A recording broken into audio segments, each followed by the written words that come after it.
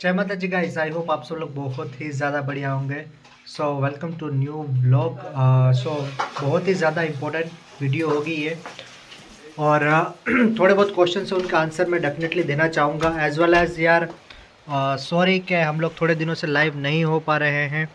मतलब कल ही नहीं हुआ लाइव।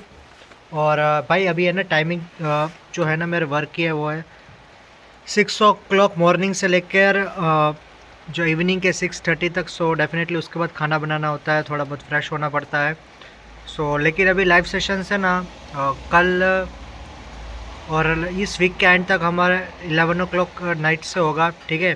सो डेफिनेटली आप सब लोग अपने क्वेश्चंस रेडी रखिएगा, तो मैं उससे ज़्यादा से ज़्यादा अपडेट्स दूंगा।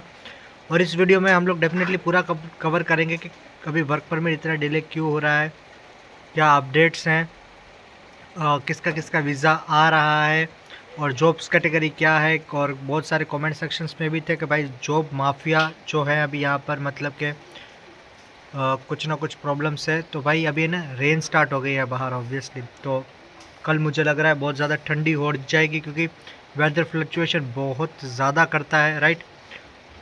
तो जो भी भाई इस चैनल पे नया है पहले लाइक कर दीजिए, सब्सक्राइब कर दीजिए, ठीक है, ताकि आपको ज़्यादा से ज़्यादा अपडेट्स मिलेगी। और 2025 की भी कुछ अपडेट्स होंगी तो डेफिनेटली मैं आपको ज़रूर बताऊंगा। ओके, सो भाई बात कर रहे थे कि वर्क परमिट के अपडेट की। तो भाई देखिए जो कुछ कुछ सिटीज़ है ना, तो डेफिनेटली उनमें तो बहुत ज़्यादा टाइम लग ही रहा है, राइट।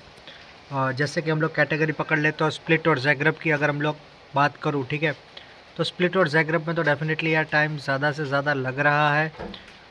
क्यों लग रहा है? क्योंकि सबसे पहले कि अभी भाई मंथ्स आ गए हैं कि जो बहुत ही ज़्यादा रिलीजियस फेस्टिवल होता है, दिसंबर, क्रिसमस और न्यू ईयर, तो इनके लिए बहुत ही बड़े फेस्टिवल है। एज वेल एज गवर्नमेंट के ऊपर भी अभी हॉलीडेज़ के प्रेशर्स होते हैं, तो सीजनल वर्क परमिट्स के ऊपर ज़्यादा से ज़्यादा फोकस किया जा रहा है, जिसने जून जुलाई अगस्त, देखिए जून जुलाई अगस्त वालों को भाई मैंने पहले ही बोल दिया है और अभी भी बोल रहा हूँ कि दिसंबर के मिड तक ही सिर्फ वेट कीजिए यार, ज़्यादा वेट करने की ज़रूरत बिल्कुल भी नहीं है। आप अपनी फ़ाइल डेफिनेटली विड्रॉल करवा सकते हो अगर आपने दिसंबर तक आपको मिड में वेट करना है, जून जुलाई अगस्त वालों को।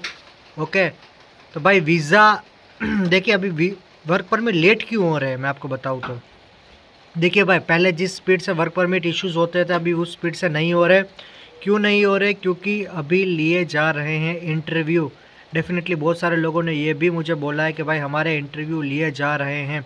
तो भाई इसीलिए लिए जा रहे हैं क्योंकि कंपनी को अभी अथॉरिटी नहीं है कि ऐसे भाई वर्क परमिट इशू कर दें, ठीक है। जैसे पहले भाई किलो के हिसाब से, समझ रहे हो, अब किलो के हिसाब से वर्क परमिट इशूज़ हो रहे थे ना, तो डेफिनेटली अभी वैसे इश्यूज़ नहीं हो रहे यार वर्क परमिट, तो इसीलिए बहुत ज़्यादा टाइम लग रहा है।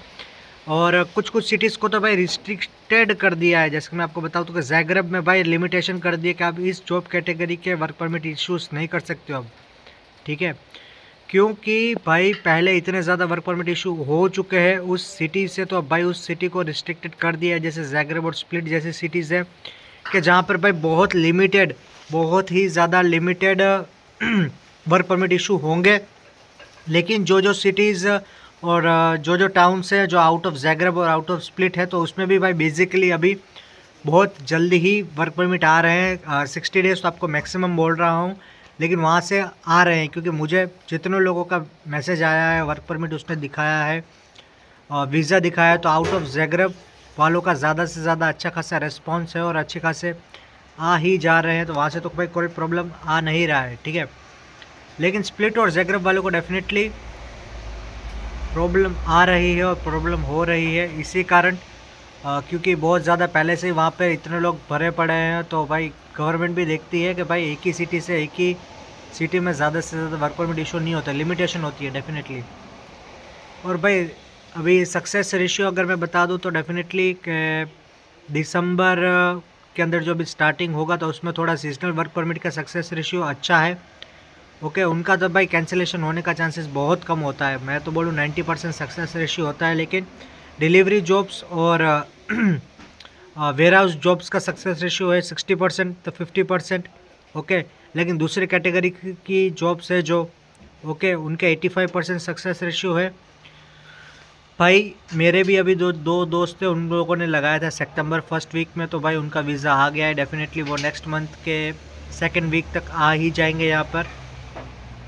तो भाई वीज़ास तो आ रहे हैं, ठीक है। तो भाई जॉब कैटेगरी में तो आपको हमेशा बोलता हूँ कि आपकी जॉब कैटेगरी बहुत ही ज़्यादा स्पेसिफिक होनी चाहिए, तभी जाके अच्छा खासा होता है। ऐसा नहीं है कि भाई आप कोई भी डिलीवरी जॉब्स और वेयर हाउस जॉब्स और मतलब जो बहुत कॉमन जॉब्स हैं, जो बहुत ज़्यादा वैकेंसी, देखिए एजेंट्स का काम है आपको यहाँ पे पहुँचाना, फिर आपकी जॉब हो या ना हो, आप अच्छी तरीके से सर्वाइव कर पाए ना कर पाए, तो बहुत ही ज़्यादा दिक्कत आती है ना।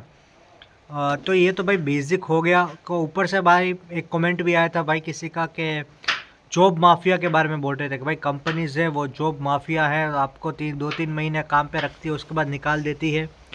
और ये भी क्वेश्चन था कि भाई वर्क परमिट ही क्यों दिया जाता है, ठीक है, या तो ऑफ़र लेटर क्यों दे देती है आपको कंपनी। तो भाई देखो बात ये है कि भाई कोई भी कंपनी जॉब माफिया नहीं होती। हाँ जी, हो सकती है, मैं ऐसा नहीं बोलता हूँ कि 100% नहीं होती है। देखो भाई हो सकती है, क्योंकि शायद इनका टाइप एजेंट्स के साथ होता है, तो शायद उनके साथ पैसा खाने के मामले में भी हो सकता है कि भाई कंपनी बोलती है कि हम आपको उनके पास से अगर 6.5 लाख रुपए 7 लाख रुपए ले रहे हो आपके पास से, तो डेफिनेटली कंपनी को भी वो शायद 1-2 लाख रुपया देते होंगे, तो शायद इसीलिए ऐसा कर रहे हो। ये भी एक बात हो सकती है, लेकिन ज़्यादातर इसलिए हो रहा है क्योंकि भाई लोगों ने जॉब शिफ्ट करना बहुत ज़्यादा चालू कर दिया है, ठीक है। जब ज़्यादा जॉब शिफ्टिंग होती है ना या फिर चेंज होती है, तो डेफिनेटली जो बंदे ने आपको कंपनी ने बुलाया है, आप उस कंपनी में काम नहीं करते हो, तो भाई प्रॉब्लम तो बहुत ज़्यादा क्रिएट होगी। मैंने आपको बताया था कि एक बंदे के कारण उसी कंपनी के 10 बंदों को ज़्यादा से ज़्यादा प्रॉब्लम हो रही है। और भाई ये भी एक न्यू है कि भाई जो कंपनीज जो पहले ऐसे रन हो रही थी ना, अभी टैक्सेशंस की पॉलिसीज़ बहुत ज़्यादा स्ट्रिक्ट कर दी है गवर्नमेंट ने, तो भाई उनके ऊपर भी अच्छा खासे केसेस चल रहे हैं। मुझे भाई बहुत सारे लोगों ने अपनी कंपनीज सेंड की थी, भाई ये देखिएगा, तो भाई उनकी जब मैंने कंपनीज डिटेल्स देखी तो उनके ऊपर गवर्नमेंट एक्शंस लिए गए हैं टैक्सेशंस के ऊपर, सैलरीज़ के ऊपर। तो भाई अगर वो कंपनी शायद इस कारण भी निकाल रही है, या तो ये भी हो सकता है कि भाई पहले उनके पास लास्ट ईयर बहुत ज़्यादा काम होगा, लेकिन शायद अब भाई अपकमिंग काम उनके पास ज़्यादा नहीं होगा, लेकिन उन्होंने हद से ज़्यादा एम्प्लॉयज़ को बुला लिया होगा या रख रहे होंगे, और आपकी रिक्वायरमेंट और आपकी ज़रूरत ना हो, तो शायद इसीलिए आपको निकाल रहे होंगे।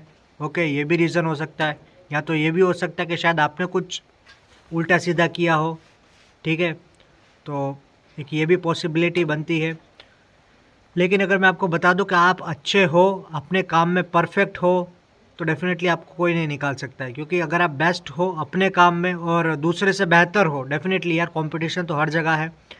अगर आप दूसरे से बेहतर हो काम में, अगर आप उससे ज़्यादा प्रोडक्टिविटी दिखा रहे हो काम में, तो डेफिनेटली आपको वो निकालने का तो कोई हर्ज ही नहीं, क्योंकि शॉर्ट लेबर कम वेजेस में अच्छे लोग मिलने यहाँ पे बहुत मुश्किल है। और डेफिनेटली हम लोग दूसरी कंट्री से आ रहे हैं, तो हमें एज़ कम्पेयर इस कंट्री से तो कम ही वेजेस दिए जाते, तो वो आपको बिल्कुल नहीं निकालते। पता नहीं क्यों निकाला है भाई, कुछ और रीज़न्स हो सकते हैं। डेफिनेटली मैं रीज़न्स मुझे लोग नहीं बताते हैं, लेकिन ऐसे बोलते हैं भाई हमें निकाल दिया। तो भाई अगर आप दूसरी जॉब कैटेगरी के लोग हो, आप दूसरी जॉब में आ रहे हो, तो आप अपना 100% नहीं दोगे, तो उसके पास निकालने के अलावा और कोई चारा नहीं है।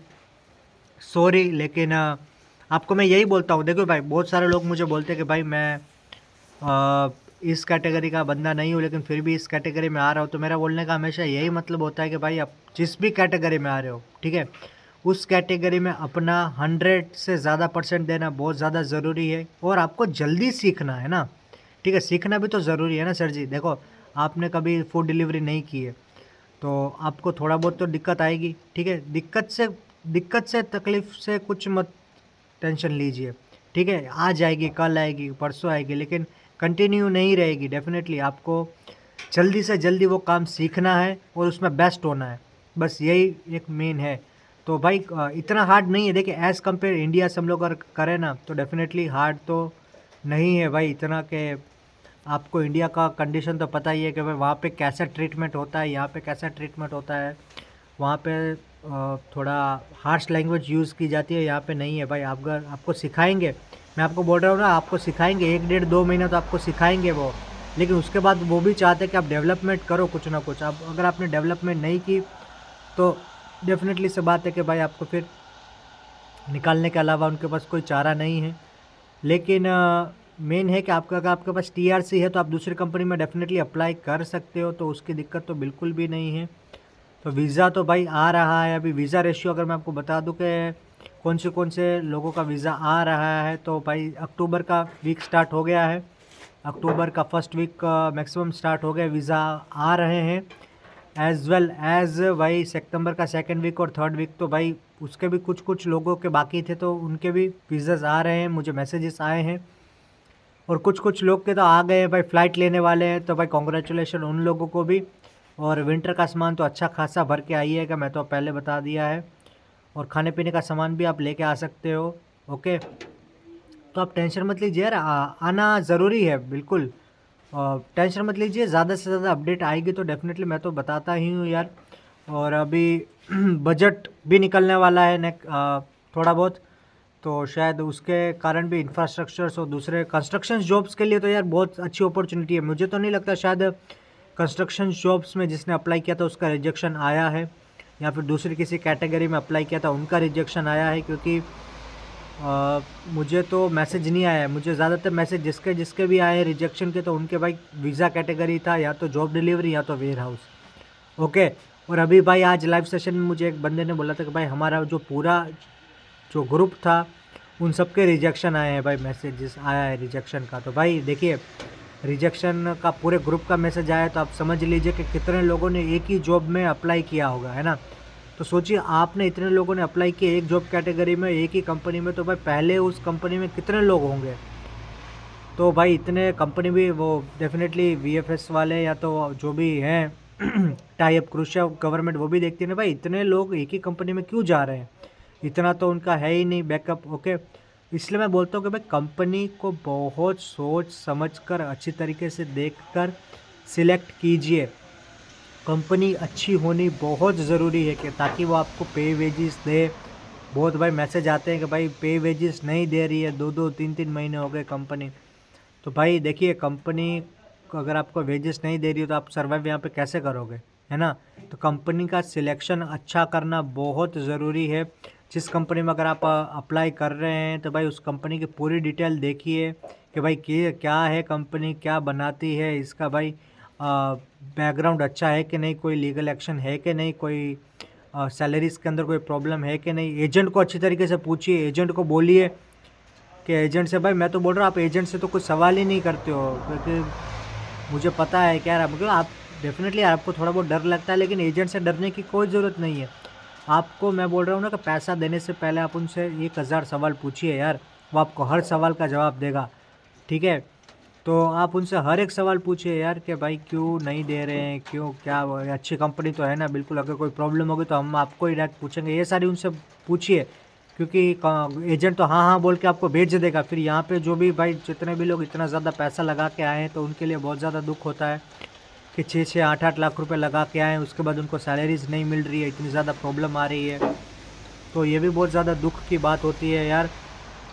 लेकिन आप इंडिया से सारी चीज़ें क्लियर करके आओगे तो यहाँ पे तो आपको यार फिर प्रॉब्लम नहीं होगी ना, क्योंकि यहाँ पे आके फिर एजेंट बोलेगा तो भाई मैंने तो आपको बोला था ये वो, फिर आप भी बोलोगे भाई, ठीक है। तो ये भी सारी दिक्कत है। और एक भाई का मैसेज क्वेश्चन ये भी था, और यहाँ तो उसने जवाब दिया था कि भाई अगर आपको जॉब चेंज करनी है या तो कुछ भी करना है तो आप टीआरसी लेके भागिए, ठीक है, टीआरसी लेके जाइए। अगर आप बता दो कि मैं जॉब चेंज कर रहा हूँ, अगर आप टीआरसी बिना लिए भाग जाओगे, ठीक है, या तो उनको बोल के जाओगे तो वो आपकी टीआरसी ले लेंगे। तो भाई मैं आपको रियलिटी बताऊं, अगर आपने जॉब चेंज करनी है, ठीक है, तो आप कंपनी को बताइए, ठीक है। क्योंकि बताने से क्या होता है ना, मैं आपको देखो फुल डिटेल में बताता हूँ। बताने से क्या होता है कि आपको कंपनी क्वेश्चन पूछेगी कि भाई आपको क्यों बदलानी है, ठीक है। हाँ जी, ऐसा हो सकता है कि शायद आपका उस जॉब में मन ना कर रहा हो, ठीक है, शायद आप उस फील्ड के ना हो, तो एक रीज़न हो सकता है। दूसरा रीज़न हो सकता है कि अगर आपको कोई एम्प्लॉयर तंग कर रहा हो या फिर किसी के कारण आप चेंज कर रहे हो, दूसरा रीज़न। तीसरा रीज़न मेन जो होता है वो है मनी मैटर, ठीक है। जो पे वेजेस अगर आपकी कम है, अगर आपकी पे वेजेस कम है तो शायद वो भी एक मैटर हो सकता है, ठीक है। तो कंपनी आपको रीज़न पूछती है। अगर मनी का मैटर है तो वो बोले कि भाई उस कंपनी में कितना दे रहे हैं, अगर ज़्यादा दे रहे हैं तो वो भी बोले कि भाई हम आपको इतना दे देंगे, ठीक है। लेकिन आपके अंदर डेफिनेटली यार कैपेबिलिटी थोड़ी होनी चाहिए, उनको भी लगे कि हाँ भाई अगर बंदा अगर इतना मांग रहा है तो भाई ये हमको इतना ज़्यादा काम करके देगा। तो ये भी एक चीज़ आ जाती है ना। तो ये भी होता है, अगर कोई अगर एम्प्लॉय तंग कर रहा है तो डेफिनेटली उसके ऊपर स्ट्रिक्ट एक्शन लिया जाता है, ठीक है। तो ये एक हो सकता है। अगर आपका मन नहीं कर रहा है वो जॉब करने का, फिर तो बात ही अलग है ना।